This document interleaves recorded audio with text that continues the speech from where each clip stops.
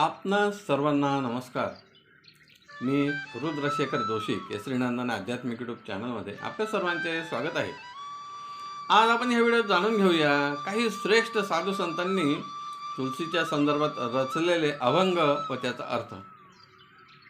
अनेक साधू संतांनी जे ग्रंथ, अभंग, स्तोत्र रचले आहेत ते वेगवेगळ्या देवदेवतांचे आहेत. जसे की संत श्रेष्ठ श्री तुकाराम महाराज यांनी हजारो अभंग रचले.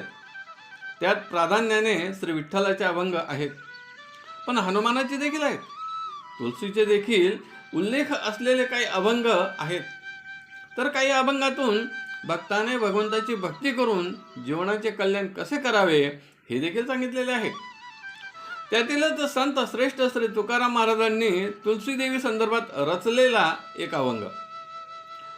सुंदर ते ध्यान उभे विटेवरी, करकटेवरी ठेवून या, तुळशी हार गळा कासे पितांबर, आवडे निरंतर हेचे रूप, मकर कुंडले तळपती श्रवणी, कंठी कौस्तुभमणी विराजित, तुका म्हणे माझे हेची सर्व सुख, पाहिन श्रीमुख आवडीने.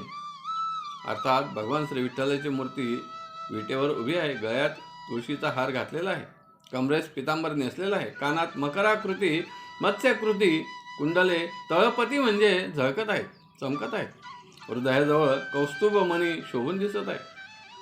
संत श्रेष्ठ श्री तुकाराम महाराज म्हणतात, हेच रूप सुंदर असून माझे सर्व सुख म्हणजे श्री विठ्ठलाचे दर्शनच आहे. यात तुळशीचा उल्लेख केलेला आहे. पुढे एका अभंगात म्हटले आहे, सोने रूपे आम्हा मृत्तिके समान, माणिक पाशान खळे जैसे, येर तुमचे वित्त धन, ते मज मृत्तिके समान, आम्ही तेणे सुखी, म्हणा विठ्ठल विठ्ठल मुखी. कंठी मिरवा तुळशी व्रत करा एकादशी. यात कंठी मिरवा तुळशी म्हणजे गळ्यात तुळशीची माळ घालावी असे हे तुळशीचे श्रेष्ठत्व यात वर्णन केलेले आहे.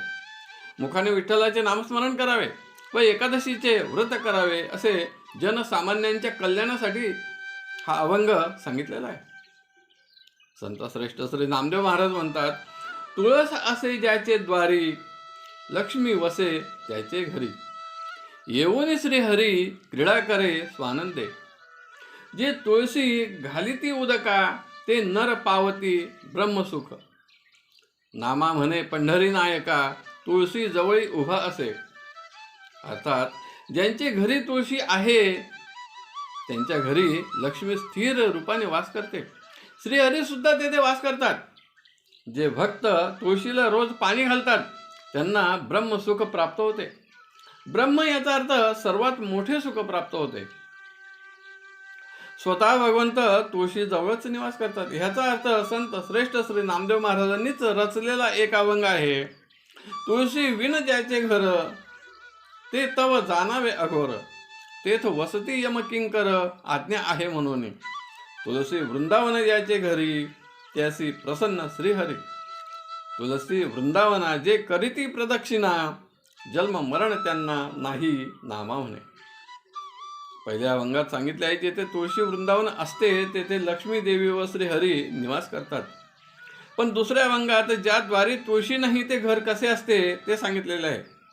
तेथे यमदूतच निवास करतात.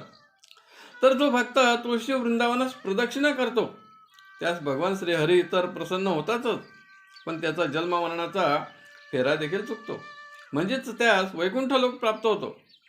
हे दोन्ही अभंगात तुळशीचे श्रेष्ठत्व सांगितलेले आहे. तुळशीचे श्रेष्ठत्व वर्णन करताना संत श्रेष्ठ एकनाथ महाराज म्हणतात, तुळशीचे एक पान त्रैलोक्या समान, उठून या प्रातःकाळी वंदी तुळशी माऊली, मनीचे मनोरथ पूर्ती हेची सत्य, तुळशीचे चरणी शरण एका जनार्दनी. अर्थात तुळशीचे एक पान सुद्धा त्रैलोक्या समान आहे. सकाळी उठून लगेचच जे तुळशी मातेचे दर्शन घेतात त्यांच्या सर्व इच्छा पूर्ण होतात असे यात सांगितलेले आहे. संत श्रेष्ठांनी असे एक दोन नव्हे असंख्य अभंग तुळशीच्या संदर्भात तुळशीचे श्रेष्ठत्व दर्शवणारे रचलेले आहे. थोडक्यात काय तर तुळशी मातेस नमस्कार करावा, तुळशीची पूजा करावी, पाणी घालावे तुळशीपुढे रांगोळी काढावी, तुळशीला प्रदक्षिणा माराव्यात, सकाळ संध्याकाळ तुळशीपुढे दिवा लावावा, तुळशीचे स्तोत्र मंत्र जे येत असेल ते आपण जरूर म्हणावे, ज्यामुळे तुळशी मातेची व भगवान श्रीहरींची कृपा होते व आपल्या सर्व इच्छा पूर्ण होतात. आजच्या व्हिडिओत बस इतकेच. पुन्हा भेटूया एका नवीन व्हिडिओत.